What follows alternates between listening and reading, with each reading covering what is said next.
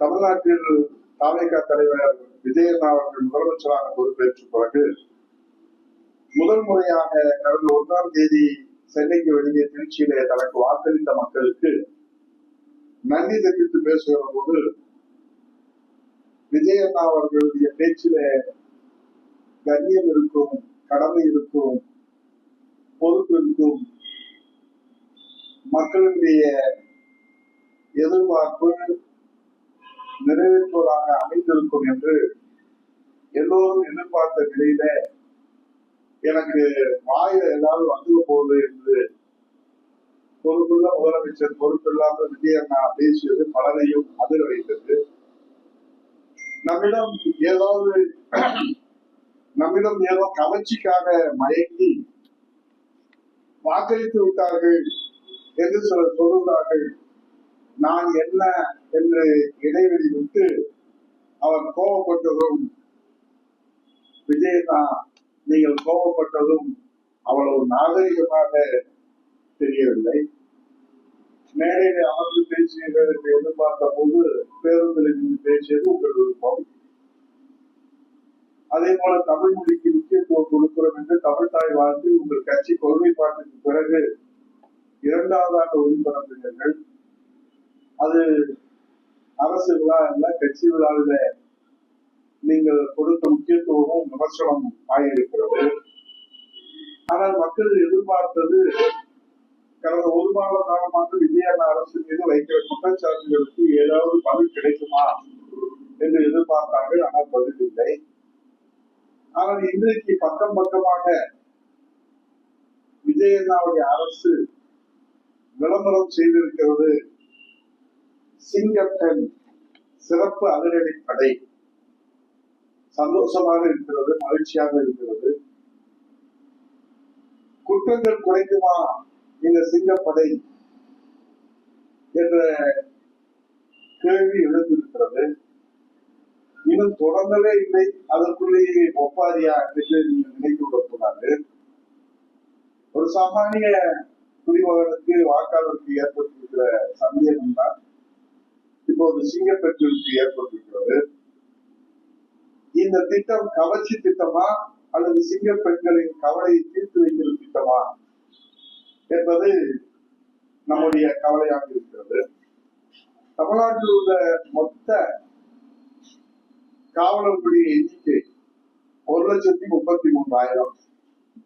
அதில் பெண் போலீசாருடைய எண்ணிக்கை 25,000 மட்டுமே.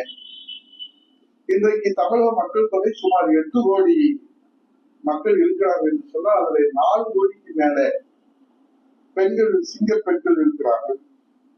மொத்தமே 25,000 பெண் போலீசாரை சிங்கப்படை போலீசரை இணைத்தால் கூட 4 கோடி பெண்களுக்கு அவர்களால் பாதுகாப்பு தர முடியுமா என்பதுதான் சிங்க பெண்களின் சந்தேகமாக இருக்கிறது. மேலும் இந்த சிங்கப்பெண் சிறப்பு அதிரடி படை ஏதாவது நிதி ஒதுக்கப்பட்டுள்ளதா? புதிதாக ஏதாவது கட்டமைப்பு உருவாக்கப்பட்டுள்ளதா? இந்த திட்டத்திற்கான புதிய வாகனம் வாங்கப்பட்டுள்ளதா? புதிதாக இந்த திட்டத்திற்கு ஏதேனும் நியமனம் நடந்துள்ளதா?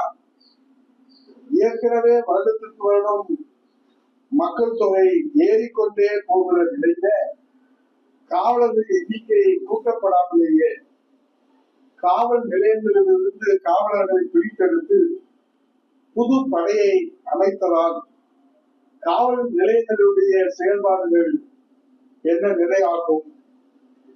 ஆக இது கவர்ச்சி திட்டமா, சிங்கப்பெண்களின் கவலையை தீர்க்கும் திட்டமா விஜயண்ணா என்று சிங்கப்பெண்கள் கேள்வி கேட்கிறார்கள்.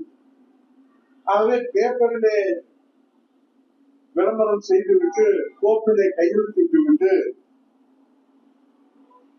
அந்த திட்டத்தை செயல்படுத்துகிற போது நிதி ஒதுக்கீடு, கட்டமைப்பு, புதிய நியமனங்கள், அதற்குரிய வழிகாட்டு நெறிமுறைகள், அறிவுரைகள் என்பதெல்லாம் ஒரு திட்டத்தை முழுமையாக மக்களுடைய பயன்பாட்டுக்கு கொண்டு சேர்ப்பதாகத்தான்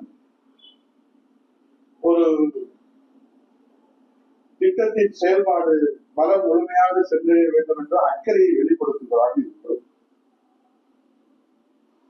நான் இந்த காவல் பாதுகாப்புக்கு பெண்கள் பாதுகாப்புக்கு, மக்கள் பாதுகாப்புக்கு ஏற்கனவே தமிழக அரசு, அம்மாவுடைய அரசு, புரட்சி தலைவர் எடப்பாடியுடைய அரசு இந்த ஏற்படுத்தி இருக்கிற அமைப்புகள், திட்டங்கள், அதை முழுமையாக இந்த அரசு செயல்படுத்துமா அல்லது அதை கிடப்பிலே போட்டு விடுமா? பெண்கள் பாதுகாப்புக்காக அம்மா அவர்கள் தனி முக்கியத்துவம் கொடுத்து மேற்கொண்ட நடவடிக்கைகள் எல்லாம் புரட்சி தலைவர் எடப்பாடியின் காலத்திலே தொடர்ந்து அந்த நடவடிக்கைகள் எல்லாம் இப்போது விஜயன் அரசிலே தொடருமா அல்லது சிங்கப்பெண் சிறப்பு அதிரடிப்படை என்று பேப்பரில் அறிவித்துவிட்டு கோப்பரை கையெழுத்து விட்டு இது கடந்த கால திமுக ஆட்சியை நினைவு கூறுவதாக இருக்கிறதோ என்று சிங்கப்பெண்கள் கவலைப்படுகிறார்கள்.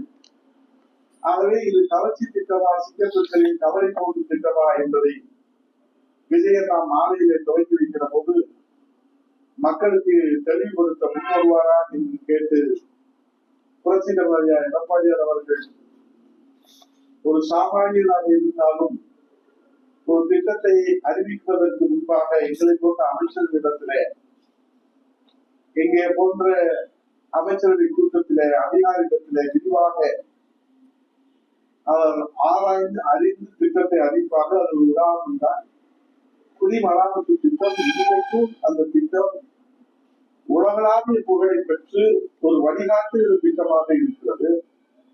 புரட்சி தலைவர் அம்மா அவர்கள் அறிவித்த மடிக்கணினி திட்டம் இன்றைக்கும் உலகளாவிய வழிகாட்டுகிற திட்டமாக இருக்கிறது. புரட்சி தலைவர் எம்ஜிஆர் அறிவித்த சத்துணவு திட்டம் இன்றைக்கும் உலகளாவிய வழிகாட்டுகிற திட்டமாக இருக்கிறது.